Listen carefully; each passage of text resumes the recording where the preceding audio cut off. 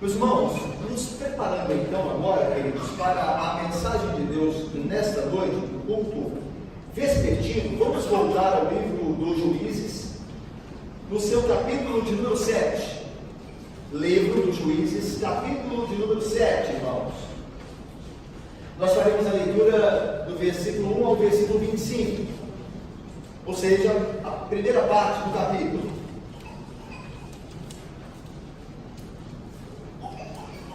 Livro dos Juízes, capítulo de número 7, de 1 a 25.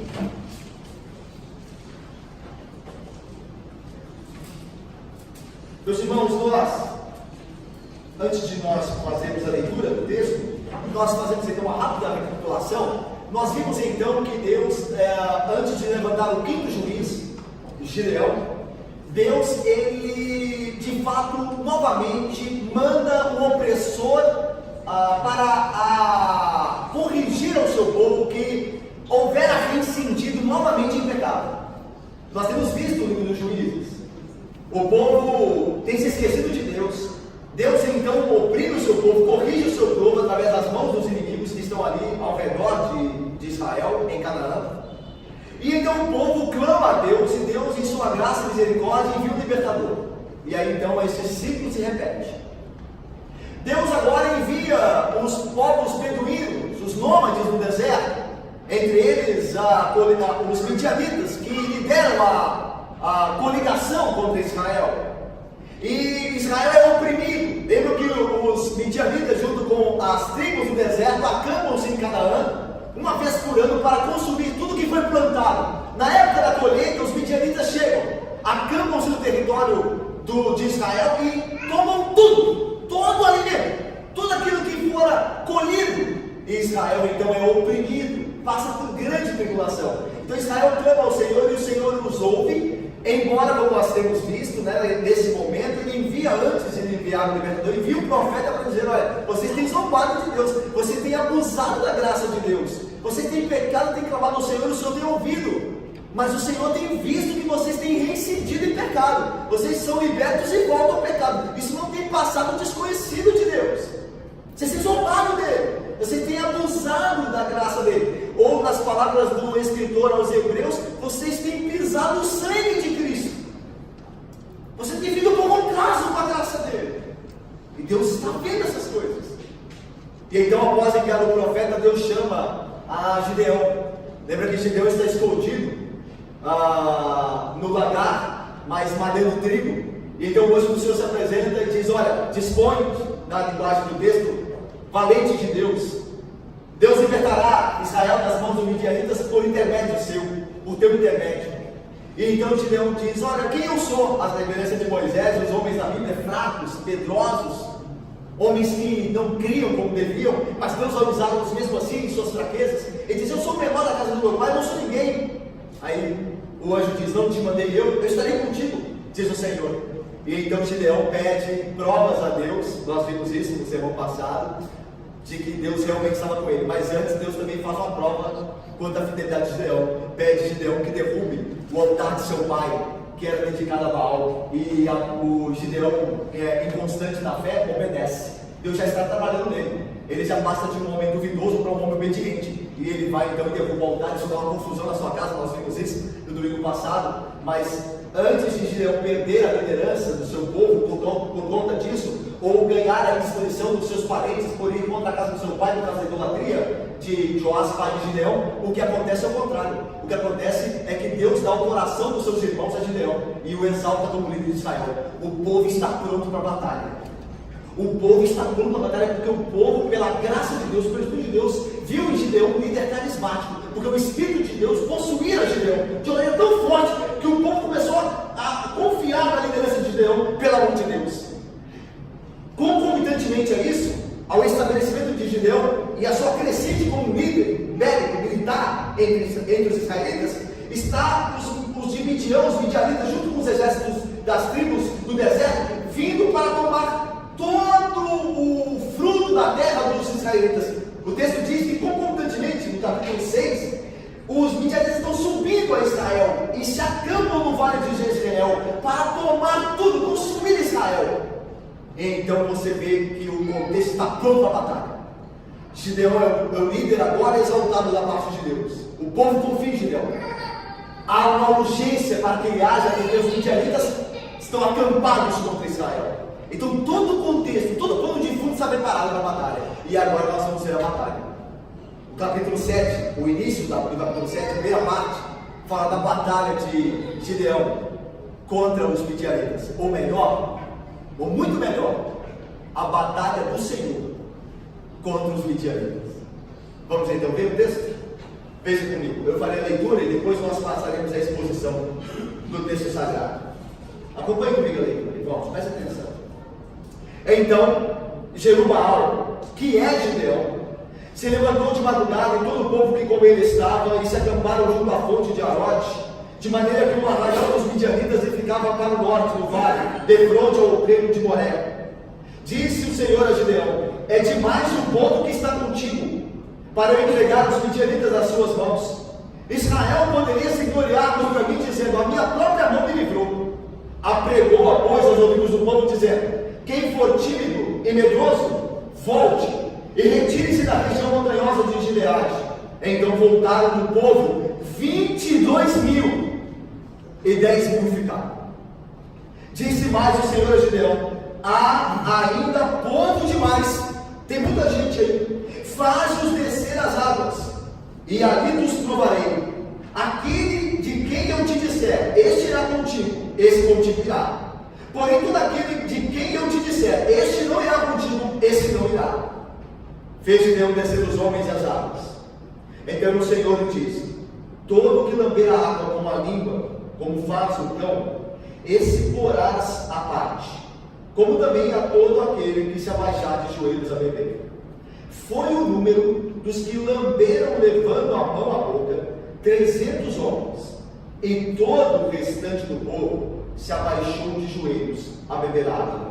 Então disse o Senhor a Gideão: com esses 300 homens que lamberam a água, eu vos livrarei e entregarei os midianitas nas tuas mãos, pelo que a outra gente toda que se retire, cada um para o seu lugar.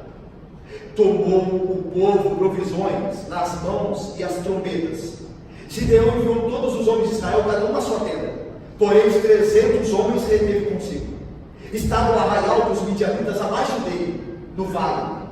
Sucedeu que naquela mesma noite o Senhor lhe disse: levanta-te e desce contra o arraial, porque eu entreguei nas tuas mãos. Se ainda temes atacar, desce tu com o teu moço pura ao arraial, e ouvirás o que dizem. Depois, fortalecidas as tuas mãos, descerás contra o arraial. Então desceu ele com seu moço pura até a vanguarda do arraial. Os midianitas, os amalequitas e todos os povos do Oriente cobriam o vale como gafanhotos em multidão, e eram seus camelos em multidão inumerável como a areia que há na praia do mar. Chegando com Gideão, eis que certo homem estava contando um sonho ao seu companheiro e disse: tive um sonho. Eis que um pão de cevada rodava contra o arraial dos midianitas e deu de encontro à tenda do comandante, de maneira que essa caiu e se virou de cima para baixo e ficou assim estendida. Respondeu o companheiro e disse: não é isto ou outra coisa, senão a espada de Gideão, filho de Joás, homem israelita. Nas mãos dele entregou Deus os midianitas e todo esse arraial. Tendo ouvido Gideão contar este sonho e o seu significado, adorou e tornou ao arraial de Israel e disse: levantai-vos, porque o Senhor entregou o arraial dos midianitas nas nossas mãos. Então repartiu os 300 homens em 3 companhias e deu-lhes a cada um nas suas mãos trombetas e cântaros vazios com tochas deles. E disse-lhes: olhai para mim e fazei como eu fizer. Chegando eu às imediações do arraial, como fizer eu, assim fareis. Quando eu trocar a trombeta e todos os que comigo estiverem, então vós também tocareis a vossa ao redor de todo arraial e direis: pelo Senhor e por Gideão. Chegou, pois, Gideão e os 100 homens que com ele iam às imediações do arraial ao princípio da vigília média, havendo-se pouco tempo antes trocaram as guardas, e tocaram as trombetas, e quebraram os cântaros que já traziam nas mãos, Assim tocaram as 3 companhias das trombetas e despedaçaram os cântaros e seguraram na mão esquerda as tochas e na mão direita as trombetas que tocavam e exclamaram: espada pelo Senhor e por Gideão. E permaneceu cada um no seu lugar ao redor do arraial, que todo tentou a correr e a gritar e a fugir. Ao soar das 300 trombetas, o Senhor tomou a espada de um contra o outro, e isto em todo arraial, que fugiu rumo a Zererá, até Betsita, até o limite de Abel Meolá, acima de Tabate. Então os homens de Israel, de Naftali e de Azer, e todo o de Manassés foram convocados e perseguiram os midianitas. Gideão enviou mensageiros a todas as montanhas de Efraim, dizendo: descende de encontro aos midianitas, impedi-lhes a passagem pelas águas do Jordão até Bet-mara. Convocados, pois, todos os homens de Efraim, cortaram-lhes a passagem pelo Jordão até Bet-mara, e prenderam os 2 príncipes dos midianitas, Oreb e Zeeb. Mataram Oreb na penha de Oreb, e Zeeb mataram no lagar de Zeeb. Perceberam os midianitas e trouxeram as cabeças de Oreb e de Zeeb a Gideão, da além do Jordão. Vamos orar? Ó Deus Santo e Bendito, Deus, ajuda-nos, Pai, pelo Espírito Santo a expor fielmente a Tua palavra. Ó Deus, ajuda-nos a ouvi-la com atenção e guardar no nosso coração. E que todos nós aqui, Igreja do Senhor nesse local, saiamos hoje daqui confiando que nossas batalhas vence o Senhor, ó Deus, e que o Senhor pode nos usar em nossas fraquezas e incapacidades para a Tua boa obra. Em nome de Cristo Jesus nós oramos e te rogamos por essas bênçãos. Amém. Meus irmãos, o contexto da batalha está pronto. Gideão recebeu a ordem do Senhor para ir contra os midianitas. Veja o versículo 1, vamos então, olha aí. Então Jerubbaal, lembra que ele recebeu esse nome como uma zombaria a Jerubbaal. Jerubbaal significa Baal que lute contra ele, pois derrubou o altar de Baal, lembra? No capítulo 6. Então Gideão é chamado Jerubbaal, ou seja, aquele contra quem Baal peleja, aquele contra quem Baal luta. E como Gideão estava em pé desde então, Baal nada vale, é um Deus falso, porque aquele que afrontou Baal, que é Gideão, aquele que derrubou o seu altar, está de pé, tem a graça de Deus. Então o que são os falsos deuses? São como nada. Jerubbaal então passou a ser o nome de zombaria para a falsa divindade Baal. Mas então diz o texto: então Jerubbaal, e aí o autor deixa claro que é Gideão, se levantou de madrugada, isso mostra a disposição dele, e todo o povo que com ele estava, e se acamparam junto à fonte de Arode. Meus irmãos, a fonte de Arode ficava no monte de Gilboa.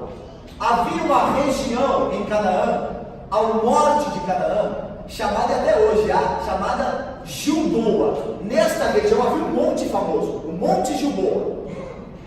Este monte ficava no meio entre o vale de Jezreel e o rio Jordão. Então veja, a leste estava o rio Jordão e a oeste o vale de Jezreel, e no meio o monte Gilboa. Então veja, do monte Gilboa, Israel está a 4 milhas do acampamento dos midianitas. Essa é a distância que Israel está. Israel está no lugar alto, que é a região de Gilboa, e os midianitas, com as tribos do deserto, estão na região baixa, que é o vale de Jezreel. Então, quando a batalha começar, o que acontece? Eles vão até aquela região e vão cercar o arraial, como nós veremos. Então veja, olha aí o texto. Então Gideão se levantou de madrugada e todo o povo que com ele estava e acamparam junto à fonte de Arode, que fica em Gilboa. Continua o texto. De maneira, olha o autor explicando aí a localização de um e outro exército. De maneira que o arraial dos midianitas lhe ficava para o norte, no vale de Jezreel, ok? De frente ao outeiro de Moré. O outeiro de Moré era uma elevação de 500 metros acima do nível do mar e ficava junto ao vale de Jezreel. Então Gideão está, como nós vimos, a 4 milhas de distância, ok? E ele vai descer ao encontro dos midianitas. Tanto que você vê o texto quando Deus diz assim para Gideão: desce contra os midianitas. Se você ainda teme, desce ao região alta e vão descer ao salvamento dos midianitas. Por isso Deus diz: desce ao arraial. Ok? Então vamos lá, versículo de número 2. Disse o Senhor a Gideão: é demais o povo que está contigo. Naquela altura, Gideão tinha reunido 32 mil homens. 32 mil homens eram os homens que Gideão tinha. Ok? Lembra-se que as forças dos midianitas eram superiores. Tanto que só os camelos eram inumeráveis. Então mostra que a força era muito superior. Mas Gideão naquele momento tinha 32 mil homens com ele. E aí olha o que Deus diz: é demais o povo que está contigo, para eu entregar. Ou seja, Deus que irá entregar. Ele vai vencer a batalha, não Gideão. Ok? Para eu entregar os midianitas nas suas mãos.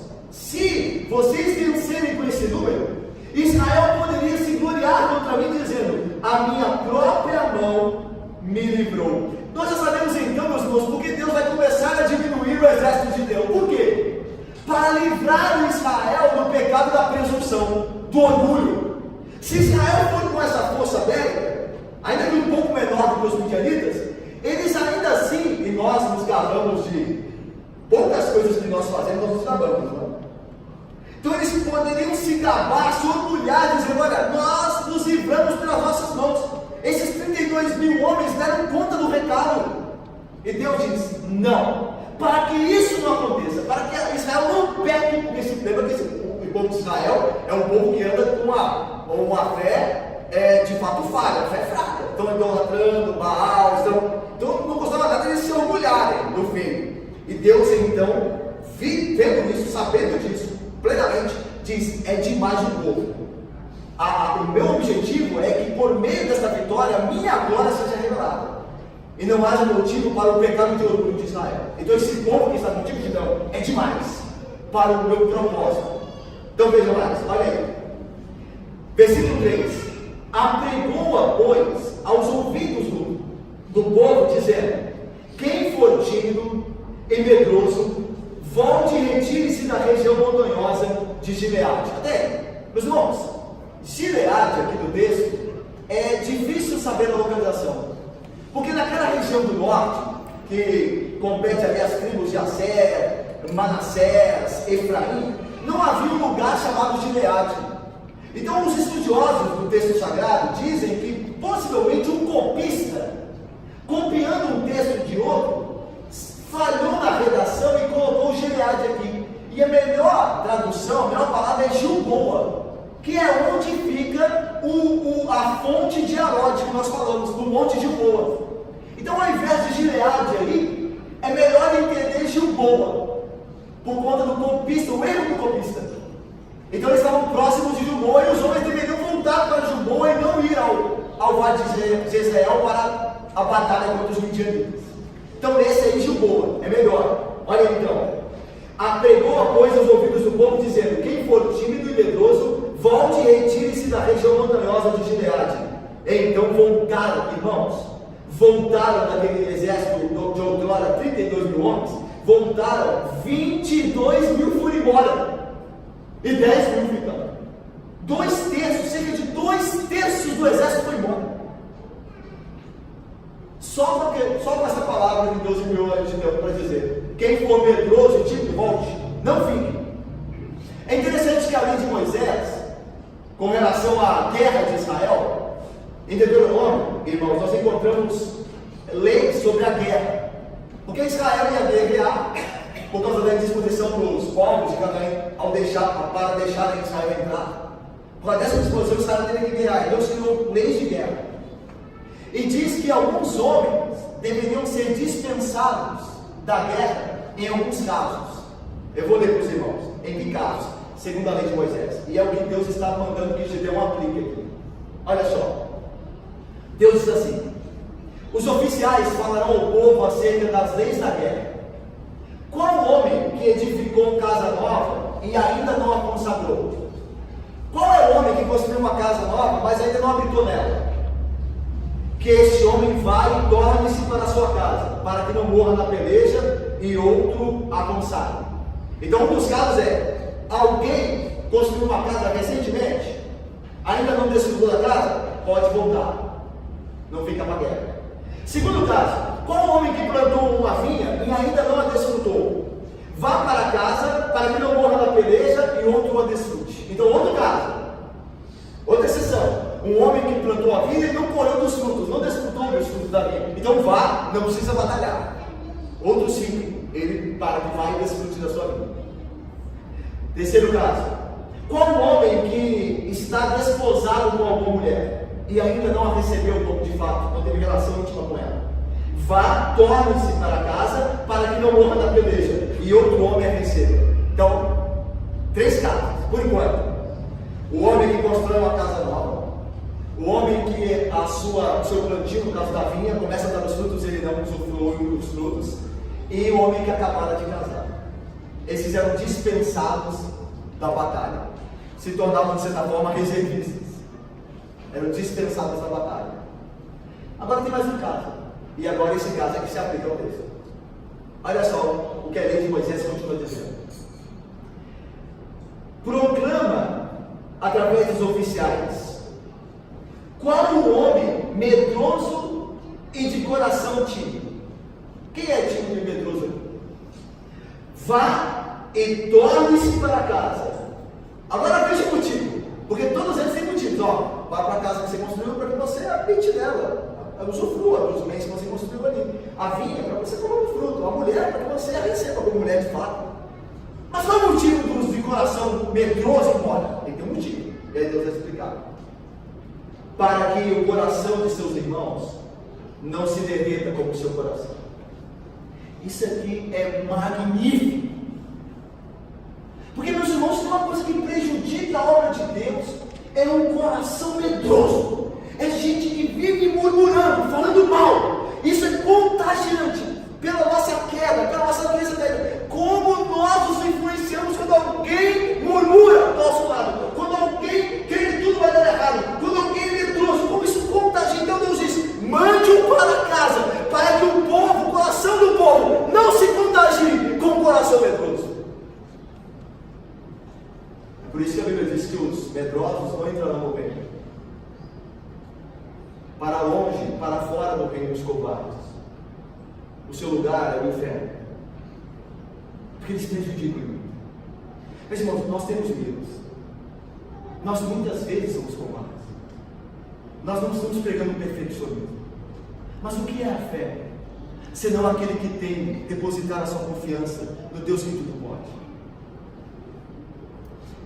Outra coisa que fica aqui implícita é que mais vale um exército de corajosos, pequeno, do que um exército de medrosos.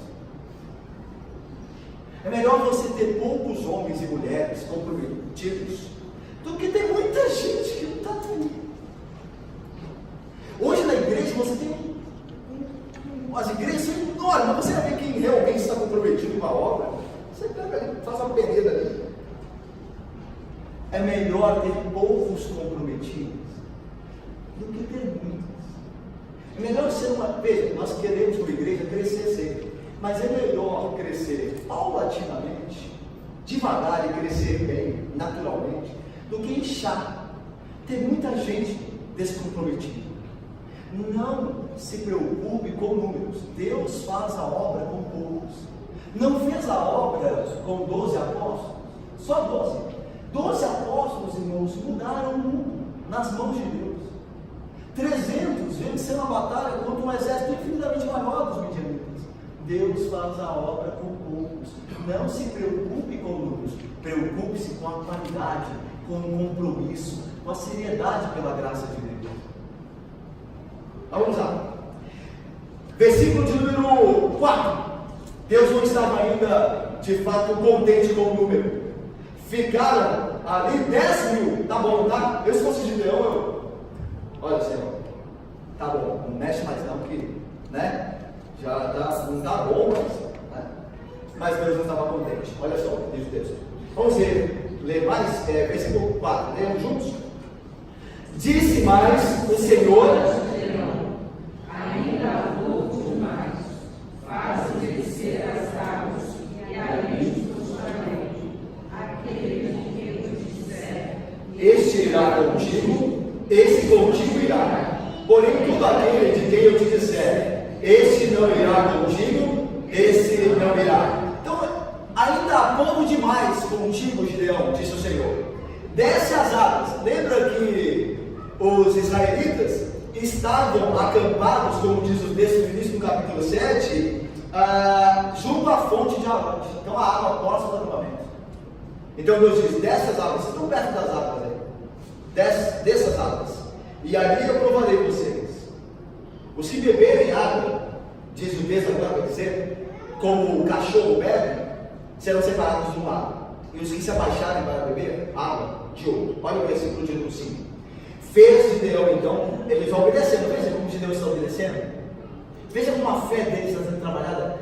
O Gideão, no começo, é aquele crente que sempre quer ter um sinal. Ele sempre quer ter um sinal. Tá. Mas agora a fé dele começa a ficar, pela graça de Deus, mais robusta. Deus fala e ele obedece. Deus, então, olha, faz isso, ele faz. Manda embora os que são medrosos, ele manda. Ele desce as águas, ele desce. Então Deus está trabalhando a fé de Gideão. Ele começa a questionar menos e a fazer e obedecer mais. Isso é uma bênção aqui para Gideão. Porque Deus começa a mostrar que a fé é a obediência, embora não se veja. E olha só o texto, veja aí. Fez Gideão então descer os homens das águas. Então o Senhor lhe disse: todo que lamber a água com a língua, como faz o cão, esse porás à parte, como também a todo aquele que se abaixar de joelhos a beber. Foi o número dos que lamberam, levando a mão à boca, 300 homens. E todo o restante do povo se abaixou de joelhos a beber água.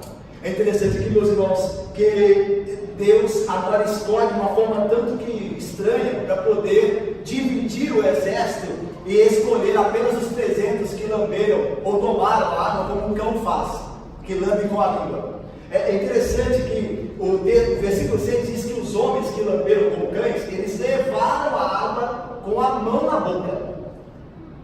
Porque o texto diz: todo aquele que lamber como um cão faz com a língua, esse você deixará a parte, e os que se abaixarem de joelho ficará. Só que a ideia de lamber a língua não é lamber a água como um cão lamber com a língua. A ideia é de, assim como o cão traz a água à boca com a língua, porque o cão traz a água à boca com a língua, assim aquele que trouxer a água com a mão, como o cão faz com a língua, esse vai colocar essa água. Ok? Então essa é a ideia. Então 300 homens pegaram da água de pé e trouxeram a boca. E os outros 9.700 abaixaram-se de joelhos e tomaram. E Deus então separou o povo. Tem sido dado pelos teólogos várias explicações. O que significa? Por que Deus escolheu? Alguns teólogos dizem: Deus escolheu os que tomaram das mãos a água porque estão em posição de alerta, não se abaixaram. Eram soldados mais alertas, porque ficaram de pé, apenas trouxeram a água. Outros dizem que não, pelo contrário, ele dispersou os mais preparados, porque os que se abaixaram de joelho eram aqueles que carregavam as coisas, que estavam mais dispostos, e se cansados, então não tinham nem condição de trazer, abaixar e tomar ali mesmo. Então tem várias interpretações. A verdade, meus irmãos, é que o texto não diz o porquê. E aí vale a máxima de Calvino: quando o texto não explica o porquê, nós nos calamos. A gente não fica procurando uma interpretação que não há aqui. A ideia é apenas um modo como Deus usou para causar uma seleção, para trazer uma seleção, mas não explica muito bem o porquê, ok? Até porque, de fato, não valeria a habilidade, porque os soldados, como nós vimos, nem saíram do lugar. A ideia é diminuir, de um jeito ou de outro, diminuir o exército para que a glória seja de Deus, ok? Então vamos lá. Olha aí o versículo de número 6. Foi o número dos que lamberam, levando a mão à boca, 300 homens. E todo o restante do povo, ou seja, 9.700 homens, se abaixou de joelhos a beber água. Versículo de número 7. Então disse o Senhor a Gideão: com estes 300 homens que lamberam a água, agora veja agora, eu vos livrarei. É Deus que vai batalhar e vencer. Eu é que vos livrarei com esses 300 homens. E continua: e entregarei. Olha, ratificando a ideia. Eu vos livrarei e entregarei os midianitas nas tuas mãos, pelo que a outra gente toda que se retire, cada um para o seu lugar. Tomou o povo provisões nas mãos e as trombetas, Gideão enviou todos os homens de Israel, cada um para a sua terra. Porém, os 300 homens que ele teve consigo estavam no arraial dos midianitas, abaixo dele, no vale. É interessante, meus irmãos, que então esses 9.700 homens se tornam como reservistas, porque eles serão convocados no final do texto. Lembra-se que no final do texto, Gideão vai conclamar as tribos Naftali, Aser e Efraim para cercar os midianitas. Então eles estão como reservistas. Eles não vão participar da primeira batalha, mas são chamados na segunda. Então eles foram dispensados, mas estão em alerta para qualquer necessidade. Mas é com os 300 que Deus prometeu, como de fato fez, livraria Gideão da mão dos midianitas e entregaria os midianitas nas mãos dele. É interessante também que o povo tomou provisões. A ideia está vendo? Assim, e o povo, no versículo de número 8, tomou provisões das suas mãos. Ou seja, o número de 9.700 na hora que foi embora, eles tinham cântaros, trombetas e tochas. O que os 300 fazem? Eles recolhem essas coisas dos 9.700 e eles vão embora. Então a ideia de que os 300, o povo que ficou Gideão, tomou as provisões do povo que foi embora, porque eles precisariam dessas coisas: trombetas, cântaros e tochas. Vamos lá? Mais ainda, leiamos no versículo de número 9. Sucedeu que naquela mesma noite o Senhor lhe disse: levanta-te. Olha só a ordem de Deus, irmãos. Levanta-te e desce contra o arraial, porque o entreguei nas tuas mãos. Ou seja, Gideão, levanta agora, desce agora o arraial, porque eu o entreguei nas tuas mãos. A vitória é tua, vai, que eu estou mandando, ordenando, confia na minha palavra.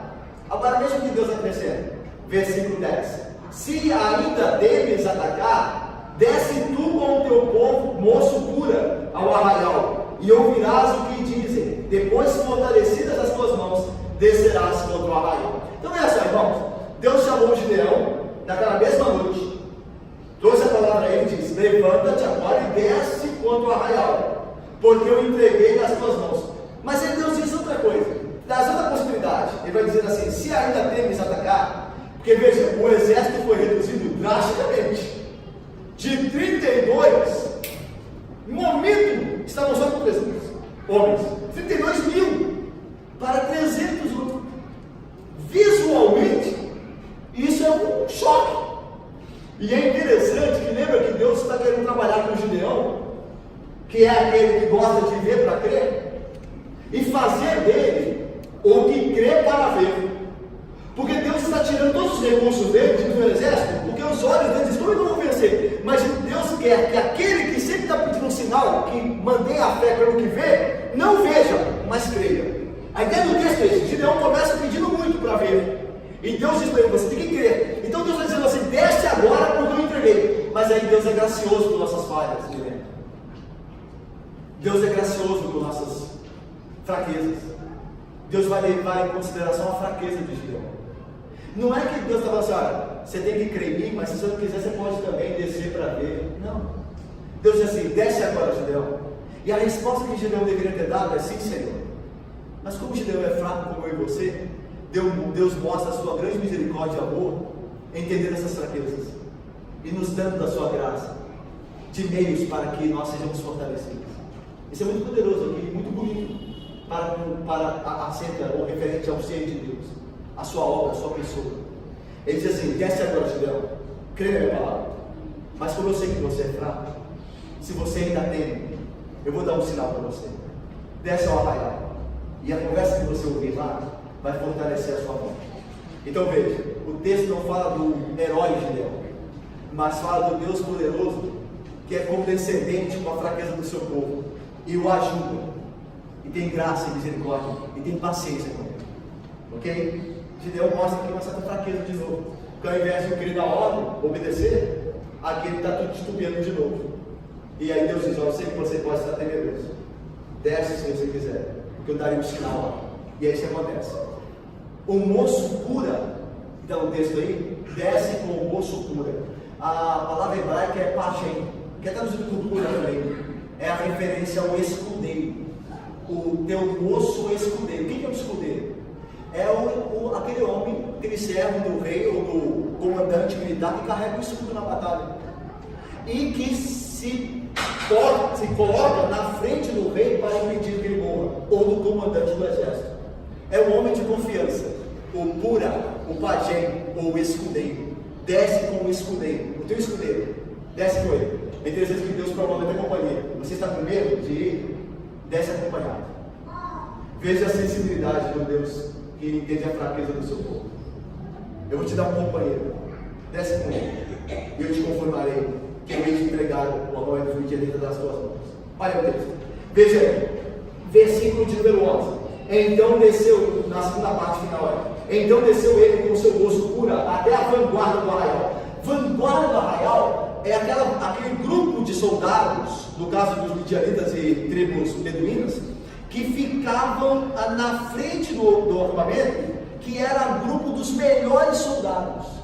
É chamada vanguarda do arraial. Ou seja, você defende os mais fracos com a força mais potente na frente, com a força mais habilitada, com homens que são mais alertas. Porque se os fracos ficarem na frente, os exércitos inimigos entram e destrói tudo bem no sul. Então você coloca os melhores na frente da batalha, para que eles resistam mais. Então a vanguarda, as tendas primeiras do arraial dos midianitas eram habitadas pela vanguarda, os soldados de elite. Isso tem muito a ver com o sinal que Deus dá de Gideão no sonho que um dos soldados de elite tem. Olha só, veja aí. Versículo de número 12. Os midianitas, os amalequitas e todos os povos do Oriente, irmãos, veja que tinha muita gente de muitas partes. Não eram só midianitas, amalequitas e povos do Oriente. Então tem gente muito misturada ali, gente que não se conhece. É um exército, não de um povo só, né? São vários exércitos ali juntos. Então tem muita gente que não se conhece ali. Isso vai ser importante para a continuação do texto.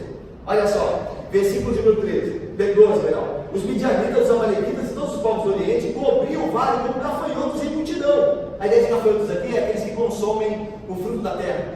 É porque o que eles faziam com Israel? Então? Eles consumiam do que foi plantado. Então aqui é uma metáfora chamando-os de gafanhotos. E eram milhares, e não numeráveis, de tão grande que era o exército. Veja aí, beleza, continua, olha só o texto. E eram os seus cabelos em uma multidão numerável, como a areia que há na praia do mar. Essa é uma descrição, meus irmãos, que o autor faz, hiperbólica. Ele se vale de uma hipérbole, de um exagero. Ele está comparando os 300 com o exército de Midian. E nessa comparação, o exército de Midian com os povos do Oriente são como incontáveis como a areia do mar. Não tem como contar em comparação, ou seja, é uma força infinitamente superior ao exército que está com Gideão. Aqueles homens, aqueles 300 homens. Essa é a ideia. Era um exército grande e ainda muito maior comparado à força dos israelitas, que era apenas de 300 homens. Vamos mais. Olha aí o versículo de número 13. Chegando, pois, Gideão, ele então foi e desceu ao arraial. Lembra como Deus mandou de noite? Lembra que Josué fez também a mesma coisa? Antes da batalha? Só que Josué fez como estratégia, embora Deus estava conduzindo logo. Aqui é uma palavra direta de Deus a Gideão. Josué envia os espias à terra que ele vai tomar, né? Que ele vai entrar. Aqui Deus manda Gideão fazer o mesmo. Até porque é interessante que Gideão não é um comandante militar, lembra-se? Ele era um homem comum, um homem que tinha medo, um homem que malhava a tribo escondido, e Deus está fazendo dele um militar. Já Josué não. Josué cresceu junto de Moisés. Josué foi vendo as batalhas, ele foi aprendendo. Então isso é interessante, como Deus tem que guiar, entender a fraqueza de Gideão, Deus tem que guiar ele, conduzir, faz isso, faz aquilo, porque ele não é um comandante, não é um militar, mas Deus é tão poderoso que está fazendo dele um belo comandante e vai dar a vitória pela graça dele nas mãos de Gideão. Vamos lá então, versículo 13. Chegando por Gideão, e eis que um certo homem que estava contando um sonho ao seu companheiro disse: então imagina aí, Gideão chega à noite no arraial dos midianitas, e quando ele estava entrando ali na vanguarda do arraial, ele ouve dois soldados que provavelmente eram os soldados de elite, porque a vanguarda do arraial primeiro. E ele ouve uma conversa entre os dois e fica ouvindo. E alguns dois estão dizendo, um ao outro. Olha aí. Versículo de número 13. Disse um homem ao outro: tive um sonho.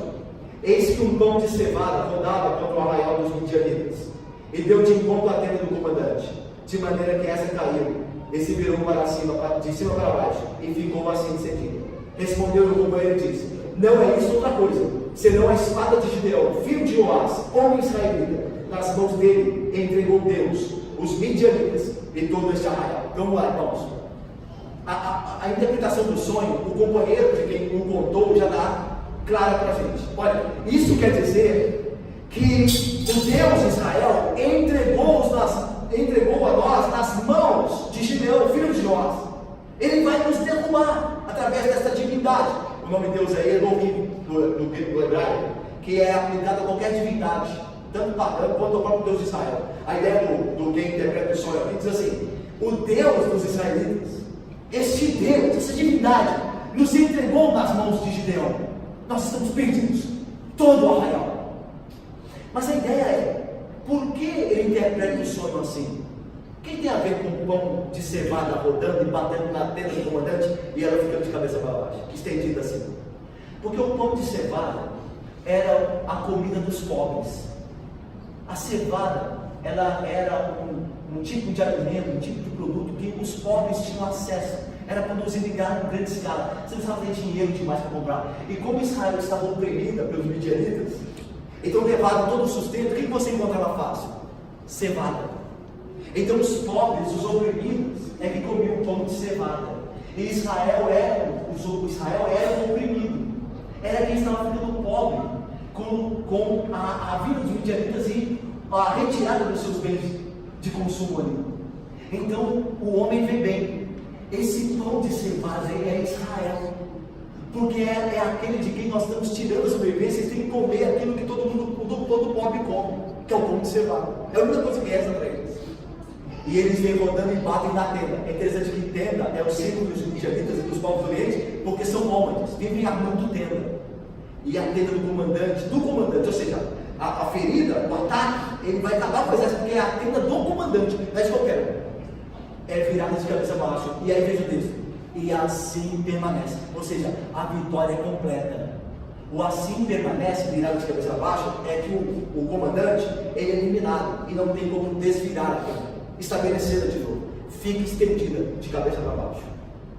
Aí o homem diz: é a mão de Deus, do Deus de Israel, contra o nosso arraial. Nós estamos perdidos. E aí veja o texto. Versículo de número 15. Vamos ser juntos? 15, todos juntos, bem forte, irmãos, antes? Tendo ouvido Gideão contar esse sonho e o seu significado, adorou e tornou ao arraial de Israel e disse: levantai-vos, porque o Senhor entregou o arraial dos midianitas nas vossas mãos. Pronto. A fé de Gideão, que é uma pequena fé, que é uma fé fraca, titubeante, porque ora obedece, ora não, é fortalecida pela graça de Deus através desse sinal, porque Deus é misericordioso, Ele ajuda o fraco, e ele volta agora fortalecido, como Deus falou. Olha como eu já sabia: desce ao arraial, porque você ouvirá uma conversa lá, e as tuas mãos voltarão fortalecidas. É isso que acontece, porque Deus é o Deus soberano, é o Deus que conhece o futuro. Você vai voltar fortalecido, e é isso que acontece. Quando ele chega e diz: levantai-vos, porque o Senhor Deus entregou os midianitas nas vossas mãos. Veja o versículo 16. Então repartiu os 300 homens em 3 companhias, e deu-lhes a cada um nas mãos, suas mãos, trombetas e cântaros com tochas deles. Então vamos lá, irmãos. O que é interessante, meus irmãos, que esse texto aqui mostra que Deus é soberano, Deus age, mas o homem é responsável. E essas duas verdades andam paralelas. Deus é que vai entregar os midianitas e todo o exército dos povos orientes na mão de Gideão, mas isso não exclui a responsabilidade de Gideão e a má estratégia. E Gideão, ele que é mestre em enganar, é interessante que Gideão tem uma cabeça boa para enganar. Lembra que quando no início do texto de Gideão, ele está malhando trigo aonde? Não no eirado, mas no lagar. Ele quer enganar os midianitas. Ele vai para um lugar onde eles nem imaginam. Então Gideão tem uma mente fértil para criar uma situação de engano. Então essa é a estratégia dele. Ele vai usar aquela estratégia assim. Então veja o texto, a estratégia militar de Gideão. Ele repartiu os 300 homens em 3 companhias. Então veja, provavelmente 3 companhias de 100. Por que ele fez isso? Para cercar o acampamento. Ele colocou 100 homens aqui, 100 homens aqui e 100 homens lá. Ele cerca o acampamento. E veja as armas nada convencionais desse exército. É espada? É escudo? É lança? Não. Uma trombeta, um cântaro, você levar um líquido nele e uma tocha. Eu fico imaginando a vez você e eu, imagine, você e eu no exército recebendo isso. Olha, nós vamos guerrear contra um exército ali que é muito maior do que o nosso. Olha aqui as armas aqui, ó. Toma esse cântaro aqui, esse vasilhame, toma essa aqui, essa luz aqui, e toma essa aqui, essa trombeta de tocar. O que eu vou fazer com isso? A ideia é que Deus está mostrando para Gideão que ele que vai vencer. A vitória vem de Deus, e não das forças, e não dos nossos meios, mas é Deus que dá a vitória. Paulo diz: nossa luta não é contra o sangue nem contra a carne. A nossa luta não é um braço forte, mas com o poder de Deus contra potestades e principados. E Deus nos habilita para essa luta, que não conta com armas humanas, mas com o Evangelho de Cristo, que é o dínamo de Deus, poderoso para converter, poderoso para ajudar. As nossas armas são outras. E é interessante que as armas aqui também são outras. É interessante que o cântaro provavelmente serviu para tampar a tocha. O cântaro então era colocado sem água sobre a tocha, que provavelmente levou um tição na ponta dele, da tocha, um tição.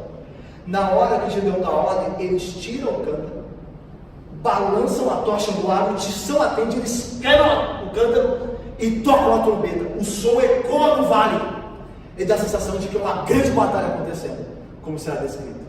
Então o cântaro eles levam sobre a tocha e a trombeta na mão, ou o chifre de carneiro, né? A trombeta era o chifre de carneiro que eles tocavam. Essas são as armas, nada convencional. Vamos ver o texto? Então, colocou na mão de cada um dos 300 essas 3 coisas: o cântaro, a trombeta e a tocha. E versículo 17: disse-lhes: olhai para mim e fazei como eu fizer, chegando eu às limitações do arraial, como eu fizer, olhem para mim, assim fareis. Quando eu tocar a trombeta e todos os discípulos comigo estiverem, então vós também tocareis a voz ao redor de todo o arraial, e direis: pelo Senhor e por Gideão.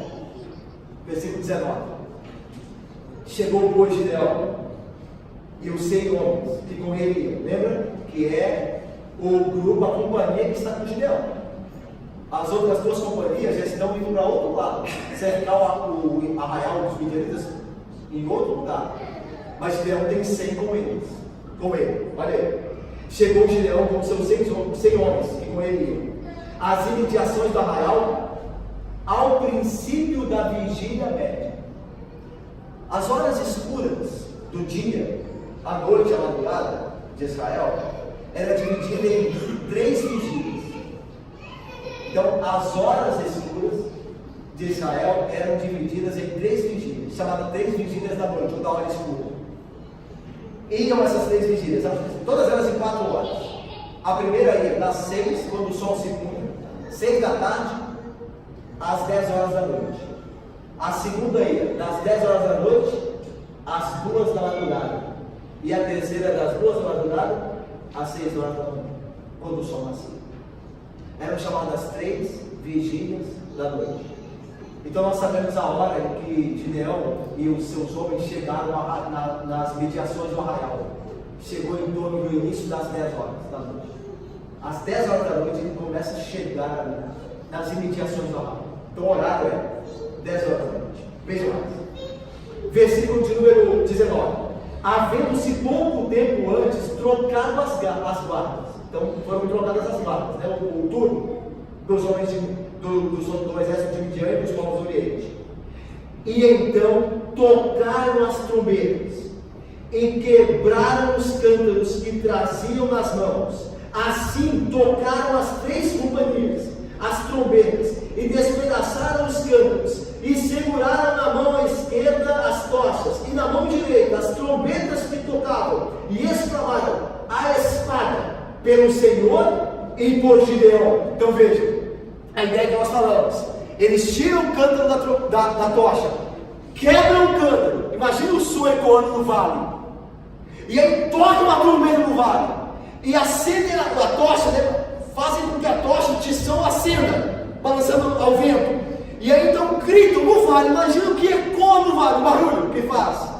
E aí diz o texto que os homens que estavam ali acampados, de Midian, os exércitos das tribos do deserto, se levantam desesperados, sem saber o que está acontecendo, porque eles soltam, quando eles olham, as tochas estão todas acesas, imagina, estão cercados, eles não sabem quantos homens são, talvez Israel esteja todo ali, foi todo reunido, e o povo de Israel, as tribos do norte, as tribos do sul, podem ser uma força maior, eles não sabem. Então o texto diz aí, veja aí, versículo de número 21, e permaneceu, agora veja que incrível, que maravilhoso aqui, e permaneceu cada um dos 300 homens no seu lugar, nenhum deles desceu, todos eles ficaram parados ao redor do arraial, que todo arraial tentou a correr e a gritar e a fugir, ou seja, o pânico se apoderou dos midianitas, e ao serem despertados precipitadamente, a correria foi resultante, eles não sabiam o que tinha acontecido. Veja só o versículo de número 22, ao soar as 300 trombetas, o Senhor, olha que palavra, o Senhor tornou a espada de um contra o outro, e isto em todo o arraial que fugiu rumo a Zererá, até Bet-sida, até o limite de Abel-Meolá, acima de Tabate. A ideia então, irmãos, é que quando o barulho tomou o vale, eles viram as tochas, cada um saiu precipitadamente da sua tenda, muitos estavam dormindo, era hora da noite, e viram os homens correndo, e aí lembra-se do texto que diz que estavam acampados os midianitas, os amalequitas e os das tribos do deserto. Muita gente não se conhecia, então ninguém sabia quem era amigo e quem era inimigo. Vinham correndo com a espada e em confusão o Senhor voltou a espada deles um contra os outros. Eles começaram a se matar, porque ninguém sabia que era quem. Estava escuro, não dava tempo de perguntar. E então todo o arraial virou desespero. E agora o que eu acho maravilhoso do texto é que os homens de Gideão, aqueles 300 apenas, não precisaram mover um dedo. Eles ficaram olhando todo o arraial dos midianitas se matando, e o Senhor fazia isso enquanto eles apenas olhavam. Vamos mais, vamos para o fim. Todo o arraial dos midianitas fugiu rumo a Zererá, Bet-sida e Abel-Meolá, acima de Tabate. Essa região, meus irmãos, essas cidades, elas fazem parte da trilha que desce o Jordão. Então veja só, eles estão no vale do Jezreel, no meio está, como viu, Giboá. Lembra o monte de Giboá, onde Gideão estava acampado? E mais ao leste, Jordão. Eles estão fugindo lá do noroeste, lá do oeste, para o leste. Eles estão tentando passar pela Jordânia. Os midianitas estão tentando passar o Jordão e fugir para o outro lado. É por isso que Gideão vai dar ordem aos de Efraim para cercarem a passagem. Porque as tribos do norte, eles estão ali acampadas, próximos do centro de Canaã, ao lado da parte norte de Canaã. E eles vão cercar os midianitas, eles vão poder fugir, vão morrer todos ali. Olha meu Deus, versículo de número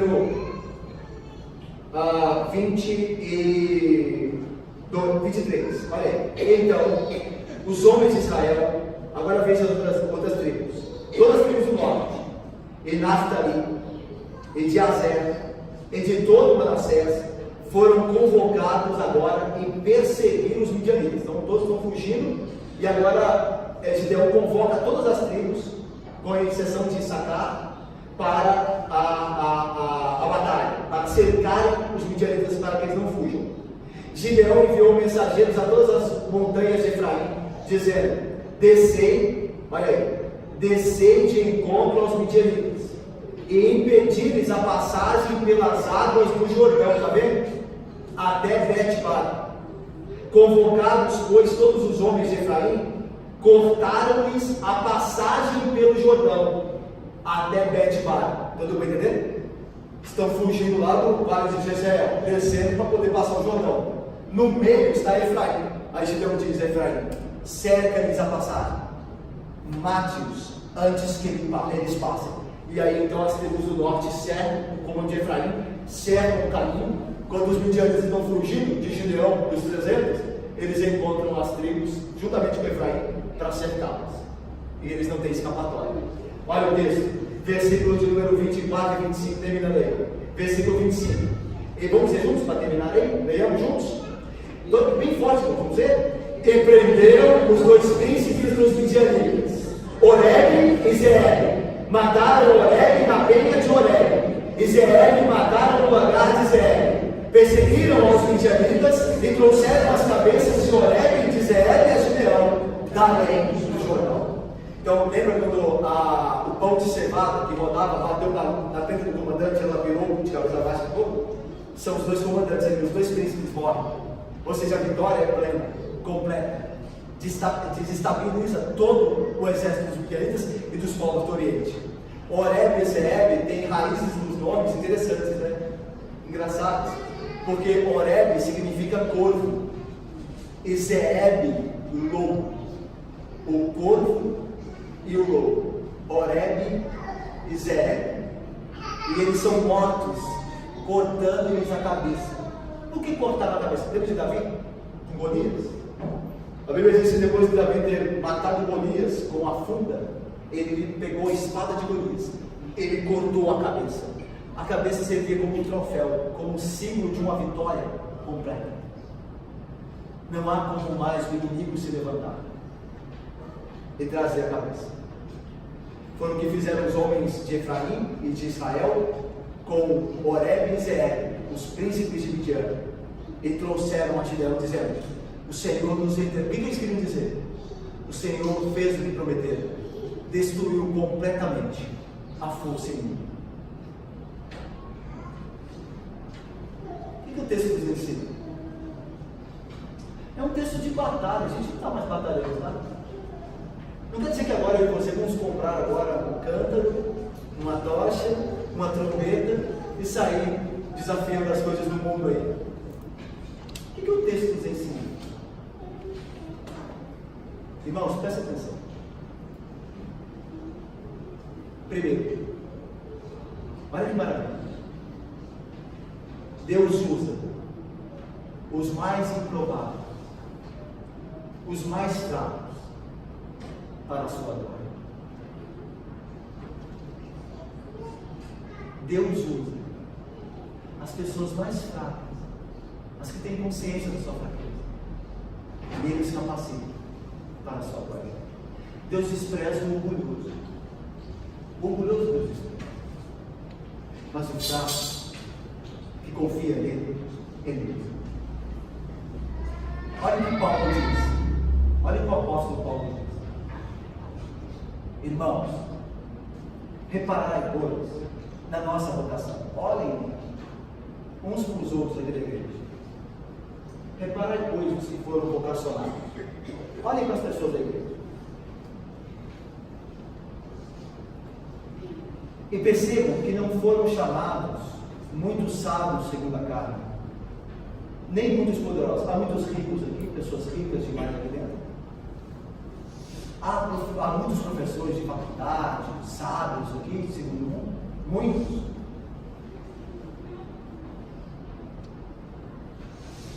Nem muitos poderosos foram chamados, nem muitos de nobre nascimento.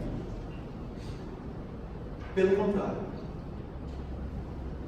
Deus escolheu as coisas loucas do mundo para envergonhar os sábios, e escolheu as coisas fracas do mundo para envergonhar as fortes.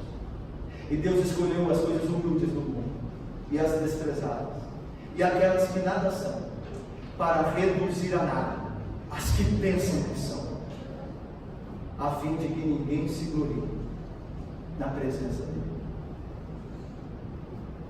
Deus escolhe coisas fracas para revelar o seu poder. Os mais improváveis, Deus os chama para serem instrumentos poderosos na sua obra. A segunda aplicação tem a ver com essa primeira. Já que Deus escolhe coisas fracas, os fracos, os improváveis, os humildes, os que pensam que sabem que nada são, então, irmãos, nossas fraquezas e limitações não serão jamais um empecilho para o poderoso Deus nos usar segundo sua vontade. Qual que é a nossa desculpa geralmente, quando alguém nos chama ao serviço de Deus? Eu não sou capacitado, eu não vou ter tempo, eu sou muito limitado, eu sou muito tacanho. Mas se Deus está chamando você pelos meios ordinários dele, se Deus, por meio da igreja, tem reconhecido você como alguém que pode trabalhar em uma obra do Senhor, então, querido, pare de olhar para você e eu pararei de olhar para mim e confiarei naquele que capacita os fracos. Porque não depende de quem quer ou de quem pode, mas de Deus usar a sua graça. Deus livrou o povo do Egito com um homem que era medroso, como Moisés. Deus livrou os israelitas da força opressora de Midian com um homem covarde, apenas com 300 homens. Porque o poder é de Deus. Deus usa os fracos para a glória dele. A sua fraqueza não impedirá jamais o poder de Deus. A minha e a sua fraqueza não será empecilho para Deus realizar a sua obra por meio de nós. Graças a Deus. Com todos os nossos defeitos, com todas as nossas limitações, com todas as nossas inabilidades, Deus nos usará para a sua glória. E Ele tem feito isso. Olhe para você, irmão, como eu olho para mim. Todos os meus defeitos, todos os meus limites, e Deus tem nos usado, porque o poder é dele, não nosso. Olha o que Paulo diz. Então, quando eu pedi a Deus que me livrasse do espinho da carne, Deus me disse: a minha graça te basta, porque o meu poder se aperfeiçoa na fraqueza. De boa vontade, então, diz Paulo, me gloriarei mais nas minhas fraquezas, para que sobre mim repouse o poder de Cristo. Pelo que sinto então prazer nas minhas fraquezas, nas injúrias, nas minhas necessidades, nas perseguições que eu passo, nas minhas angústias, por amor de Cristo. Porque quando eu sou fraco, quando eu sofro tudo isso, então é que sou forte nele.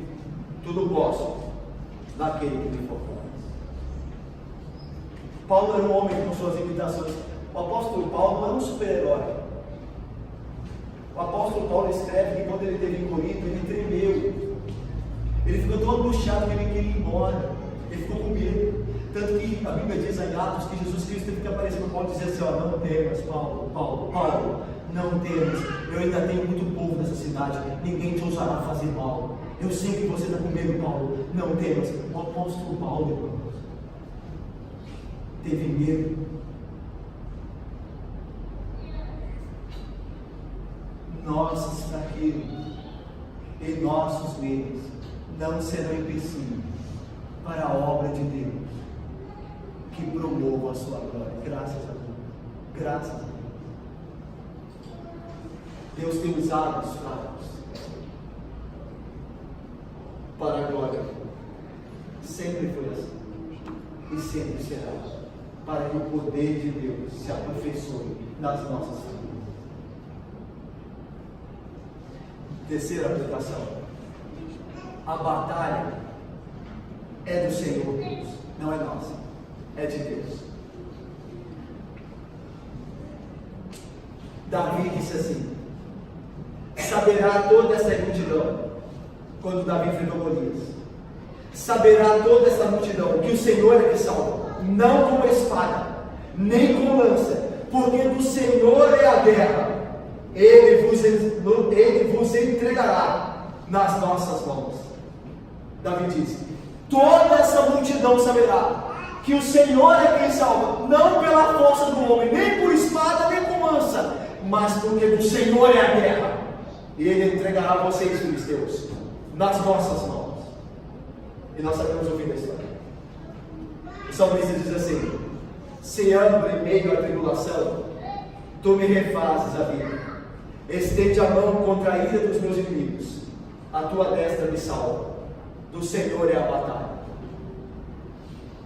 Durante a sua vida, é provável que pessoas apareçam contra você, se levantem contra você, dentro e fora da igreja, e que eles queiram o seu mal, que sejam ímpios, que não se arrependem, apesar de terem ouvido a palavra muitas vezes, eles vão desejar o seu mal, o mal da igreja de Cristo, o mal do cristão, do justo, do santo de Deus, mas eles se destruirão pelas próprias mãos. Você confia em Deus e na vingança do Senhor. Não mova um braço contra eles. Não estenda um braço contra os seus inimigos. Não faça mal a eles. Apenas ore. E Deus levantará a mão deles contra eles mesmos. E eles se destruirão. E você permanecerá salvo. Porque do Senhor é a guerra. O Senhor luta as nossas batalhas. Nós não retalhamos ninguém. Nós não vingamos. Nós não fazemos isso. Nós confiamos no Senhor e apenas olhamos. Porque do Senhor é a guerra. Ele nos livrará das mãos dos nossos inimigos. Completamente. Que Deus abençoe e nos guarde. Amém.